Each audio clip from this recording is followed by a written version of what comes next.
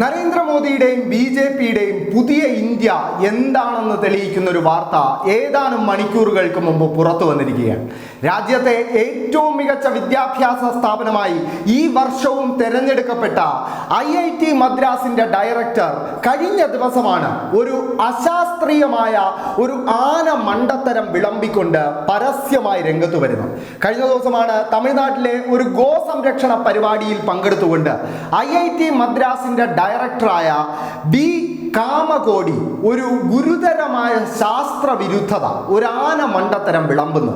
അദ്ദേഹം പരസ്യമായ പരിപാടിയിൽ പ്രസംഗിച്ചത് ഗോമൂത്രം ഒരു മികച്ച ഔഷധമാണെന്നും തൻ്റെ പിതാവിൻ്റെ പനി പോലും മാറ്റിയ ഔഷധമാണ് ഗോമൂത്രമെന്നും ഗോമൂത്രത്തിന് പല രോഗങ്ങൾക്കുമുള്ള മരുന്നായി ഉപയോഗിക്കാൻ സാധിക്കുമെന്നും അതിന് ബാക്ടീരിയകളെയും ഫംഗസിനെയും ഒക്കെ നശിപ്പിക്കാനുള്ള ശേഷിയുണ്ടെന്നുമാണ് IIT മദ്രാസ് എന്ന രാജ്യത്തെ ഏറ്റവും മികച്ച വിദ്യാഭ്യാസ സ്ഥാപനത്തിന്റെ ഡയറക്ടർ പരസ്യമായി വിളിച്ചു പറഞ്ഞിരിക്കുന്നത്. ഇപ്പോൾ സമൂഹ മാധ്യമങ്ങളിൽ ഇദ്ദേഹത്തെ ട്രോളുന്നതിനൊപ്പം ഒരു പഴയ കേന്ദ്ര സർക്കാരിന്റെ റിപ്പോർട്ട് തപ്പിയെടുത്തിരിക്കുകയാണ് സോഷ്യൽ മീഡിയ എന്ന് പറയേണ്ടിയിരിക്കുന്നു. അത് ഇന്ത്യയിലെ ഏറ്റവും മികച്ച ഗവേഷണ സ്ഥാപനങ്ങളിൽ ഒന്നായ കേന്ദ്ര കൃഷി മന്ത്രാലയത്തിന് കീഴിൽ വരുന്ന ഇന്ത്യൻ വെറ്റിനറി റിസർച്ച് ഇൻസ്റ്റിറ്റ്യൂട്ടിന്റെ 2023 ഒരു പഠനമാണ്.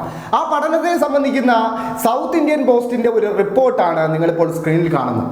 ആ റിപ്പോർട്ടിൽ ഏറ്റവും പ്രധാനമായി പറയുന്നത് ഗോമൂത്രം ഒരു മനുഷ്യനും കുടിക്കാൻ കൊള്ളാവുന്ന ഒരു പാനീയമല്ല എന്നും അത് ഗുരുതരമായ ആരോഗ്യ പ്രശ്നങ്ങൾ ഉണ്ടാക്കുമെന്നുമാണ് ഈ റിപ്പോർട്ടിൽ പ്രാഥമികമായി കണ്ടെത്തിയത്.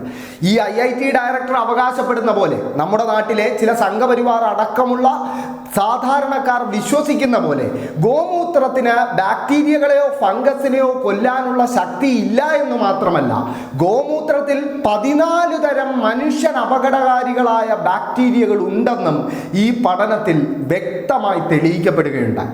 ഇന്ത്യയിലെ ഏറ്റവും മികച്ച ഗവേഷണ സ്ഥാപനം കൂടിയായ ഇന്ത്യൻ വെറ്റിനറി റിസർച്ച് ഇൻസ്റ്റിറ്റ്യൂട്ട് കണ്ടെത്തിയ മറ്റൊരു കാര്യം, നിരന്തരമായി ഗോമൂത്രം സേവിക്കുന്നത് ആരോഗ്യം വർദ്ധിപ്പിക്കുകയില്ല എന്ന് മാത്രമല്ല, ആരോഗ്യ പ്രശ്നങ്ങൾ, ഗുരുതരമായ ആരോഗ്യ പ്രശ്നങ്ങൾ, ന്യൂമോണിയ, കിഡ്നി തകരാറ്, ശ്വാസകോശ സംബന്ധമായ പ്രശ്നങ്ങൾ ഉൾപ്പെടെ ഉണ്ടാക്കും എന്നാണ്.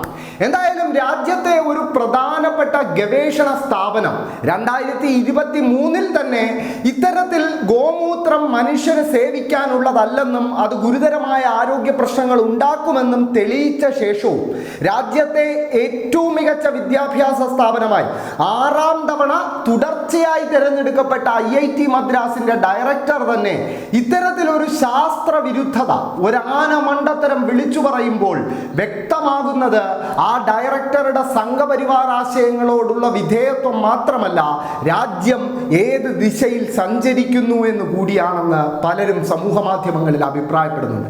ഇതിനെ വിമർശിച്ചുകൊണ്ട് ഇപ്പോൾ കോൺഗ്രസിന്റെ MPയും നേതാവുമായ കാർത്തി ചിദംബരം അടക്കമുള്ളവർ സമൂഹ മാധ്യമങ്ങളിൽ രംഗത്ത് വന്നിട്ടുണ്ട്. കാരണം ഇത്തരം ശാസ്ത്രവിരുദ്ധതകൾ IIT മദ്രാസ് പോലെ ഒരു പ്രധാനപ്പെട്ട വിദ്യാഭ്യാസ സ്ഥാപനത്തിന്റെ, ഒരു ഗവേഷണ സ്ഥാപനത്തിന്റെ ഡയറക്ടർ തന്നെ പുലമ്പുമ്പോൾ അത് കുറച്ചൊന്നുമല്ല സമൂഹത്തിൽ വിശ്വാസ്യത നേടിയെടുക്കുക. ഇത് ഒരേ സമയം രാജ്യം സഞ്ചരിക്കുന്ന ഒരു അപകടകരമായ അശാസ്ത്രീയമായ ഒരു പിന്തിരിപ്പൻ യാത്രയുടെ തെളിവ് കൂടിയാണെന്ന് പറയേണ്ടിയിരിക്കുന്നു. എന്തായാലും ഇതേ ഒരു അവകാശവാദം BJPയുടെ ഒരു നേതാക്കൾ നിരന്തരം ഉന്നയിക്കുന്നതാണെങ്കിലും കോവിഡ് കാലത്ത് സമാനമായ ഒരു ആരോപണം ഉന്നയിച്ച BJP നേതാവ് BJPയുടെ MP ആയിരുന്ന തീവ്രവാദ കേസിലെ പ്രതിയായ പ്രഗ്യാ സിംഗ് താക്കൂർ ആയിരുന്നു. പ്രഗ്യാ സിംഗ് താക്കൂർ അന്ന് അവകാശപ്പെട്ടത് കോവിഡ് ഭേദമാക്കാൻ പോലും ഗോമൂത്രത്തിന് ശക്തിയുണ്ടെന്നും അത് ശാസ്ത്രീയമായി തെളിയിക്കപ്പെട്ടിട്ടുണ്ട് എന്നുമൊക്കെ ആയിരുന്നു.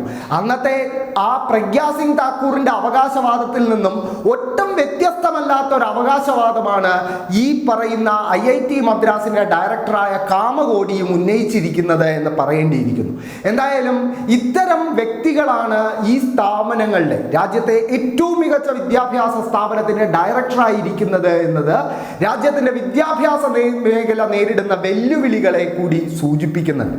എന്തായാലും IIT മദ്രാസ് രാജ്യത്തെ ഏറ്റവും മികച്ച വിദ്യാഭ്യാസ സ്ഥാപനമായി NIRF റാങ്കിങ്ങിലടക്കം തിരഞ്ഞെടുക്കപ്പെട്ടിട്ടുണ്ടെങ്കിലും പല കാലഘട്ടങ്ങളിലായി പുറത്തു വന്ന വാർത്തകൾ ആ സ്ഥാപനത്തിലെ അധ്യാപകരുടെ ഫാക്കൽറ്റികളുടെ ജാതിബോധത്തെയും ഇസ്ലാമോഫോബിയയും പലപ്പോഴും തുറന്നു കാണിച്ചിട്ടുണ്ട്. അതിന് ഉദാഹരണം, ഏതാനും വർഷങ്ങൾക്ക് മുമ്പ് മലയാളി വിദ്യാർത്ഥിനിയായിരുന്ന ഫാത്തിമ ലത്തീഫിൻ്റെ ആത്മഹത്യയായിരുന്നു. IIT മദ്രാസിലെ അധ്യാപകരുടെ ക്രൂരമായ പീഡനങ്ങൾ സഹിക്കവയ്യാതെയായിരുന്നു, അവരുടെ ഇസ്ലാമോഫോബിയ സഹിക്കാൻ കഴിയാതെയായിരുന്നു ഫാത്തിമ ലത്തീഫ് എന്നൊരു വിദ്യാർത്ഥിനി അന്ന് ആത്മഹത്യ ചെയ്തത്.